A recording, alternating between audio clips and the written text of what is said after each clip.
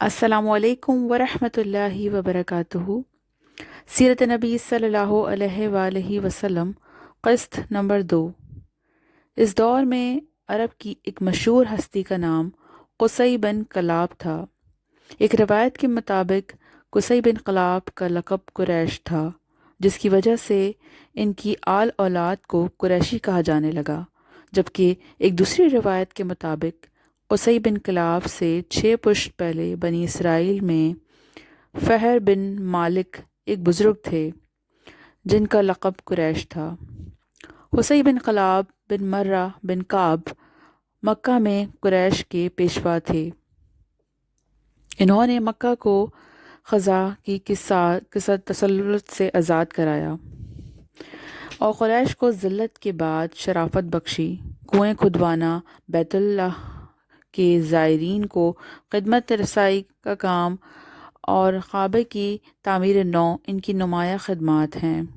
خانہ کعبہ کی تولید ایک ایسا شرف تھا جس کی وجہ سے قصی بن کلاب اور ان کی اولاد کو نہ صرف مکہ بلکہ پورے جزیرہ نما عرب میں ایک خصوصی عزت و سیادت حاصل ہو گئی تھی۔ اور پھر اس قریش القصی بن کلاب نے خود کو اس کے قابل بھی ثابت کیا۔ قصی بن کلاب نے نہ صرف خانہ کعبہ کا جملہ انتظام و نثر کا بندوبست کیا، بلکہ اس سے آگے بڑھ کر مکہ کو باقاعدہ ایک ریاست کا روپ دے کر 6 مختلف شعبے قائم کیے اور انہیں قابل لوگوں میں تقسیم کیا۔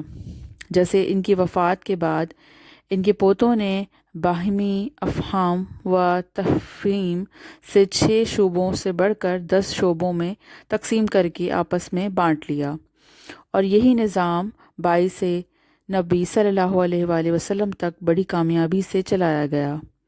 اس تقسیم کے نتیجے میں آپ صلی اللہ علیہ وآلہ وسلم کے جد امجد حضرت ہاشم کو ساقیہ حاجیوں کو پانی پلانے کا کام، امراۃ البیت، حرم میں نظام و ضبط قائم رکھنا، احترام حرم کا خیال رکھنا اور افضاء حج کی قیادت کرنا کی خدمات سونپی گئیں، جو ان کے بعد بنو ہاشم کے خاندان میں نسل در نسل چلتی رہیں۔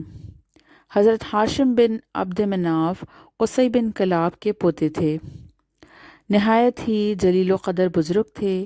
انہوں نے شاہ حبشہ اور قیصر روم سے بھی اپنے سفارتی تعلقات قائم کر لیے تھے، جبکہ مختلف قبائل عرب سے بھی مختلف معاہدے کر لیے تھے۔ ان کے اس طریقہ کار اور کارناموں کی وجہ سے قریش کے باقی قبائل میں بنو ہاشم کو ایک خصوصی عزت و احترام کا مقام حاصل ہو گیا تھا۔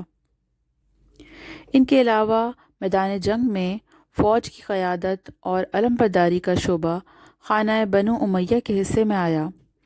لشکر قریش کا سپہ سالار بنو امیہ سے ہی ہوتا تھا، چنانچہ حرب جو حضرت ہاشم کے بھتیجے امیہ کے بیٹے تھے، ان کو اور ان کے بیٹے حضرت ابو سفیان کو اسی وجہ سے قریش کے لشکر کی قیادت سونپی جاتی تھی، جبکہ حضرت ابو بکر صدیق رضی اللہ تعالیٰ عنہ کے قبیلے بنو تمیم بن مرہ کو اشناق یعنی دیوانی و فوجداری، عدالت، دیت و جرمانے کی وصولی اور تعین کی ذمہ داری سونپی گئی۔ اس کے علاوہ شعبہ سفارت حضرت عمر فاروق رضی اللہ تعالیٰ عنہ کے قبیلے بنو عدی کے حصے میں آئی۔ ان کا کام دوسرے قبائل کے ساتھ مذاکرات، معاہدات اور سفارت کاری تھا۔ بنو خزام جو حضرت خالد بن ولید رضی اللہ تعالیٰ عنہ کا قبیلہ تھا، ان کے حصے میں قبا و انا کا شعبہ آیا۔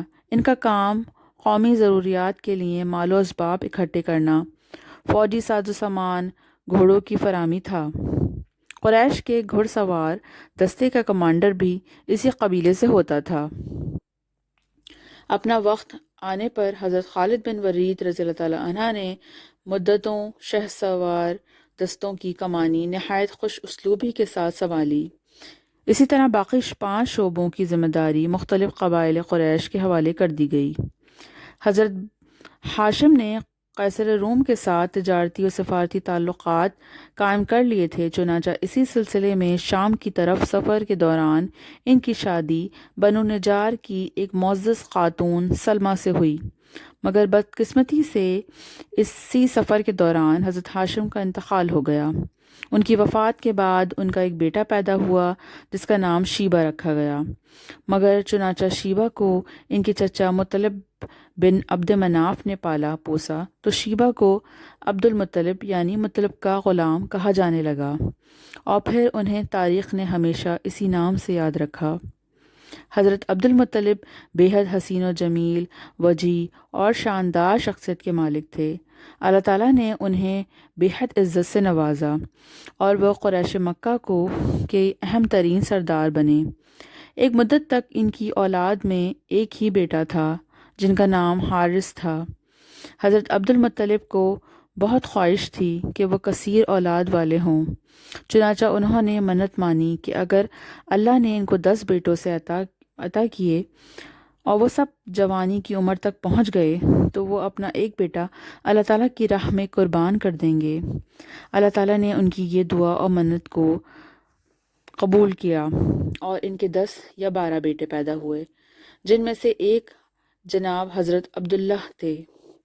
حضرت عبد المطلب کے سب سے چھوٹے بیٹے تھے اور نہ صرف اپنے والد کے بلکہ پورے خاندان کے بہت چہیتے تھے۔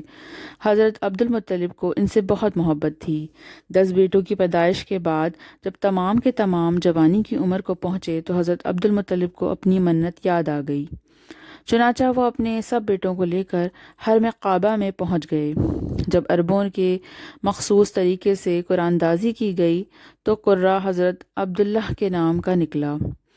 حضرت عبد المطلب یہ دیکھ کر بہت پریشان ہو گئے، کیوں نہ کہ شدت محبت کی وجہ سے ان کا دل نہ چاہتا تھا کہ حضرت عبداللہ کو قربان کر دیں، مگر چنانچہ وہ منت مانگ چکے تھے تو اس کے خلاف ورزی بھی نہیں کرنا چاہتے تھے، چنانچہ حضرت عبداللہ کو لے کر قربان گاہ کی طرف بڑھے۔ یہ دیکھ کر خاندان بنو ہاشم کے افراد جن کو حضرت عبداللہ سے بہت لگاؤ تھا سب بہت پریشان ہوئے۔ وہ حضرت عبد المطلب کے پاس آئے اور انہیں اسی سلسلے میں یثرب کی ایک کاہنہ عورت سے مشورہ کرنے کو کہا، چنانچہ جب اس کاہنہ عورت سے رابطہ کیا گیا تو اس نے اس کا یہ حل نکالا کہ حضرت عبداللہ کی جگہ خون بہا ادا کیا جائے۔ عربوں کی دیات خون بہا میں 10 اونٹ دیے جاتے تھے، تو حضرت عبداللہ کے ساتھ 10 اونٹوں کی قرآن دازی کی جائے اور یہ قرآن دازی تب تک جاری رکھی جائے تب تک قرآن دازی اونٹوں کے نام نہیں نکل آتے۔ چنانچہ ایسا ہی کیا گیا اور بالآخر 10ویں بار قرہ حضرت عبداللہ کے نام کے بجائے اونٹوں کا نکلا۔ اسی طرح ان کی جگہ 100 اونٹوں کو قربان کیا گیا۔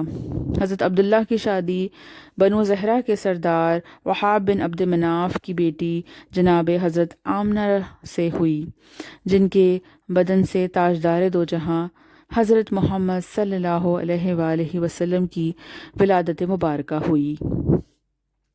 اس سے پہلے کہ ہم باقاعدہ آغاز کریں، ضروری ہے کہ آپ سب ولادت مبارکہ کے وقت قریش میں کے مذہبی، سیاسی، معاشی اور تمدنی حالات سے روشناس ہوں۔ نیز آپ صلی اللہ علیہ وآلہ وسلم کی پیدائش مبارکہ سے صرف 25 دن پہلے ظہور پذیر ہونے والے واقعہ عام فیل سے بھی آپ کو آگاہ کیا جائے گا۔ آپ سب سے دعاؤں کی درخواست ہے، اللہ ہم سب کو دین حق پر چلنے کی توفیق عطا فرمائے، آمین ثم آمین۔